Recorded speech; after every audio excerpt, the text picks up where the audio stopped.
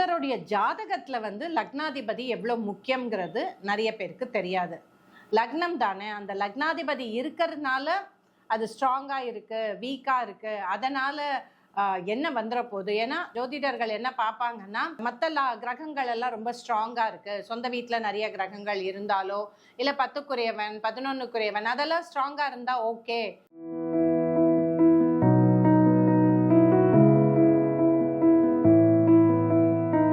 எல்லாருமே சொல்லிடுறது உண்டு. பட் லக்னாதிபதி லக்னம்ங்கிறது ஒருத்தரோட டெஸ்டினியோட கனெக்ட் ஆனது. எனக்கு ஒரு 2-3 days பேக் ஒரு ட்வின்ஸோட ஹாரோஸ்கோப் வந்தது.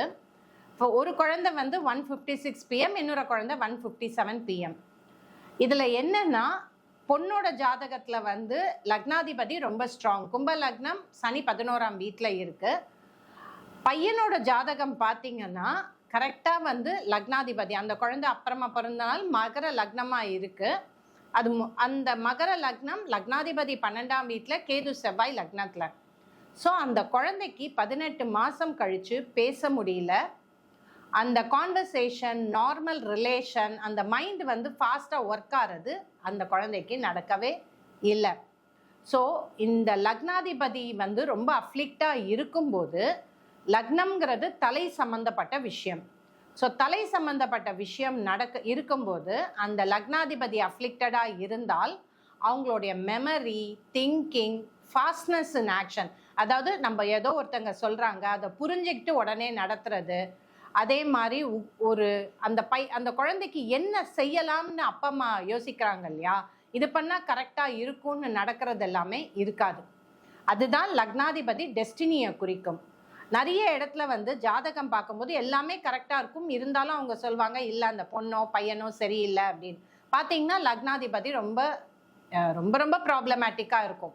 ஸோ அந்த லக்னாதிபதி பரிகாரம் பண்ணும்போது அது எல்லா ப்ராப்ளமும் ரொம்ப ஈஸியாக உள்ளார போயிடும். அந்த ஒரு சின்ன ஒரு விஷயம்தான். எங்கள் குருநாதர் அடிக்கடி சொல்வார், ஜாதகத்தை பார்த்தா ஏதோ ஒரு ப்ராப்ளம் இருக்கும், அதை கண்ணில் பட்டுடுச்சுன்னா சொல்யூஷன் வந்துருச்சுன்னு அர்த்தம். என்கிட்ட ஒருத்தர் வந்தார். அவரோட பொண்ணு மெடிக்கல் எக்ஸாம் எழுதுறதுக்காக ஒரு வருஷம் ஸ்கூலை விட்டுட்டு அவங்க படிச்சுட்டு இருக்காங்க. நீட் எக்ஸாம் எழுத போகிறாங்க. எழுத போகும்போது அவங்க முடியாது, நான் எழுத மாட்டேன்னு வந்துட்டாங்க. ஆன்லைன் எக்ஸாம் தான். நீட் எக்ஸாம் எழுதும்போது நான் முடியாதுன்னு வெளியில் வந்துட்டாங்க. ஸோ அவங்க ஜாதகம் காமிக்கும் போது தனுசு லக்னம், லக்னாதிபதி 8ஆம் வீட்டில் இருக்கு. அது ரொம்ப ப்ராப்ளமேட்டிக் ஹாரோஸ்கோப். அண்ட் அவங்களுக்கு அந்த அப்பா அம்மாவுக்கு என்ன பண்ணுறதுன்னு தெரியல.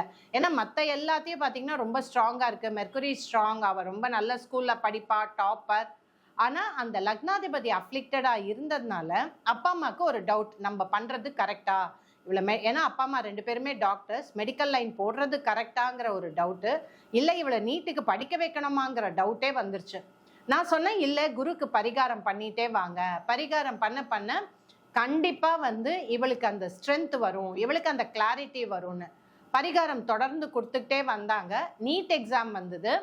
அவங்க தைரியமாக போய் எழுதுனாங்க. எழுதி முடிச்சுட்டு அவங்க அப்பாட்ட சொன்ன விஷயம், இந்த வாட்டி எனக்குள்ளார இருந்த பயம் இல்லை, ஒரு மனசில் நம்ம பண்ணுறது கரெக்டாக தப்பா, இல்லை என்னால் முடிக்க முடியுமா முடிக்க முடியாதா, அந்த விஷயங்கள் எல்லாமே எதுவுமே இல்லை, என்னால் ஈஸியாக எழுத முடியுது, ஏதோ ஒரு இன்விசிபிள் ஃபோர்ஸ் எனக்குள்ளார இருக்கிற மாதிரி எனக்கு ஒரு ஃபீலிங் அப்படின்னு அவங்க சொன்னாங்க.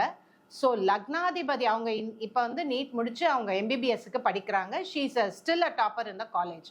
பட் அந்த லக்னாதிபதி அஃப்ளிக்டடாக இருக்கும்போதும் திருப்பி சொல்கிறேன், டெஸ்டினி தெரியாது. அப்பா அம்மாக்கே ஒரு பயம் வந்துடும், இல்லை நம்ம பண்ணுறது கரெக்டா, இல்லை நம்ம பண்ணுறது தப்பா, முன்னாடி போகலாமா வேண்டாமாங்கிற நிறைய கன்ஃபியூஷன் வந்துடும். அதனால ஒரு ஜாதகத்தில் ஃபஸ்ட்டு லக்னாதிபதிங்கிறது ரொம்ப ரொம்ப இம்பார்ட்டன்ட். லக்னாதிபதி லக்னம் இது ரெண்டுமே ரொம்ப இம்பார்ட்டன்ட். கண்டிப்பாக பரிகாரம் செஞ்சாதான் இந்த லக்னாதிபதியோட எல்லா விஷயங்களும் வெளியில் தெரியும்.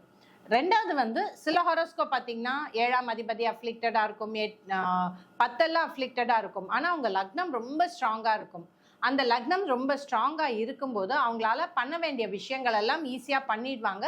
பட் கல்யாணமோ வேலையோ ப்ராப்ளமாக இருக்கும். கிளாரிட்டி இன் திங்கிங் இருக்கும், அவங்களுக்கு என்ன பண்ணணும்னு தெரியும், ஆனால் ஃபுல்லாக அவங்களால பண்ண முடியாது. ஸோ ஒரு ஜாதகத்தில் லக்னாதிபதிங்கிறது அது எல்லா விஷயங்களும் நன்றாக சென்றாலும் லக்னாதிபதி ரொம்ப ப்ராப்ளமாக இருந்ததுன்னா அவங்க வாழ்க்கையே அவங்களே அவங்களுடைய சத்ருவாக மாறிடுவாங்க, அவங்க வாழ்க்கையை அவங்களே அழிச்சுப்பாங்க. ஸோ உங்களுடைய ஜாதகத்தில் லக்னாதிபதி எப்படி இருக்கு, நிறைய வாட்டி நினைச்சது எதுவுமே உங்களால பண்ண முடியல, உங்களுடைய டெஸ்டினி இல்லைன்னா பர்பஸ் ஆஃப் லைஃப் புரியலன்னா என்னோட வாட்ஸ்அப்புக்கு கனெக்ட் பண்ணுங்க. கண்டிப்பா உங்க லக்னாதிபதி எப்படி இருக்குன்னு பார்க்கலாம். பரிகாரம் செய்ய வேண்டும்னாலும் நம்ம பண்ணலாம். இது ஜெயஸ்ரீ அஸ்ட்ராலஜர் டாக்கிங் அபவுட் லக்னாதிபதி.